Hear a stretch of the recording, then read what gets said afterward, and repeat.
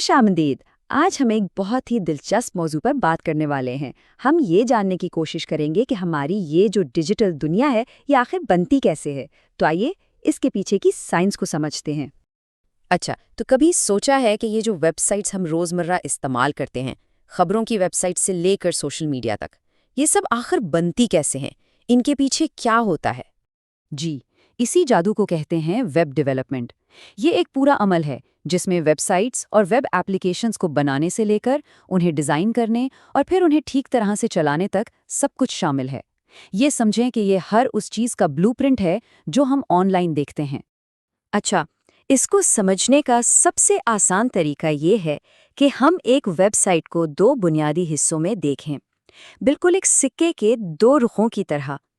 इसके भी दो बहुत अहम पहलू होते हैं। तो ये दो हिस्से हैं, फ्रंट एंड और बैक एंड। फ्रंट एंड वो सब कुछ है जो हमें नज़र आता है, जिससे हम इंटरैक्ट करते हैं, मतलब एक खूबसूरत सजा सजाया घर। और दूसरी तरफ है बैक एंड। ये पर्दे के पीछे की कहानी है, वो सारा इंफ्रास्ट्रक्चर जो इस घर को चला रहा है, जैसे घर की बुनियाद, बिजली, पानी का निज़ाम। तो चलें पहले फ्रंट एंड की बात करते हैं, यानी वो हिस्सा जो हम सब देखते हैं और इस्तेमाल करते हैं। ये जानना वाकई बहुत दिलचस्प है कि ये तजुर्बा आखिर तख्लीक कैसे किया जाता है। इसके लिए एक घर बनाने की मिसाल लेते हैं। सबसे पहले एक मजबूत ढांचा चाहिए, है ना? फिर उसे खूबसूरत बनाया जाता है और आखिर में उसे इस काबिल बनाया जाता है कि इसमें रहा जा सके। वेब डेवलपमेंट में भी बिल्कुल यही होता है और इसके लिए तीन बुनियादी टेक्नोलॉजीज़ हैं।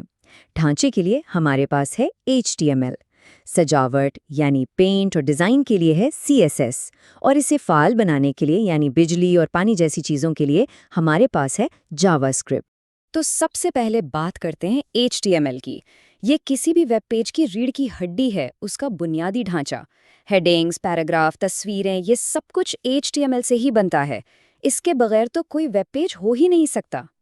अब ढांचा तो बन गया, लेकिन वो दिखेगा कैसा? ये काम है CSS का।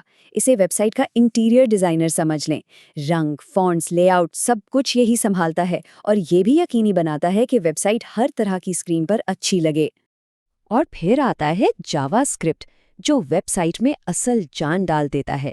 ये उसे इंटरैक्टिव बनाता है। जब हम किसी बटन पर क्लिक करते हैं या कोई फॉर्म भरते हैं तो पर्दे के पीछे जावास्क्रिप्ट ही अपना काम कर रहा होता है और पेज को रीलोड किए बगैर चीज़ें अपडेट करता है।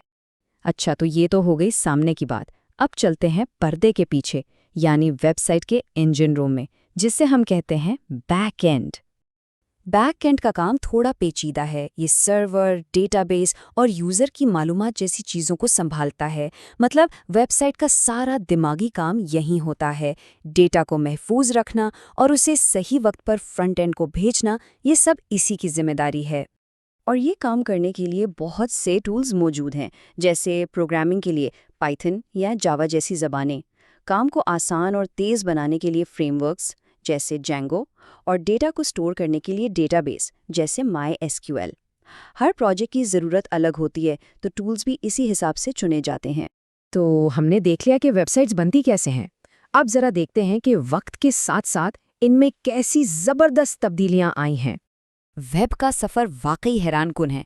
शुरू में वेबसाइट्स बहुत सादा होती थी, जैसे डिजिटल पैम्फलेट। फिर डायनेमिक वेब का दौर आया, जिसने वेबसाइट्स को इंटरैक्टिव बनाया। उसके बाद वेब 2.0 ने फेसबुक और यूट्यूब के साथ एक इनकलाब बर्पा कर दिया।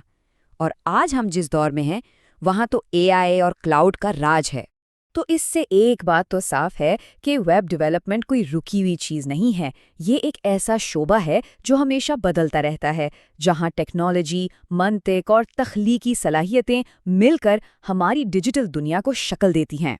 और ये कहानी यहाँ ख़त्म नहीं होती।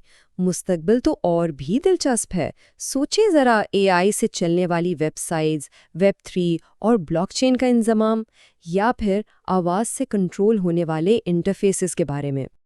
ये सब हमें एक बहुत बड़े सवाल पर लाकर खड़ा करता है।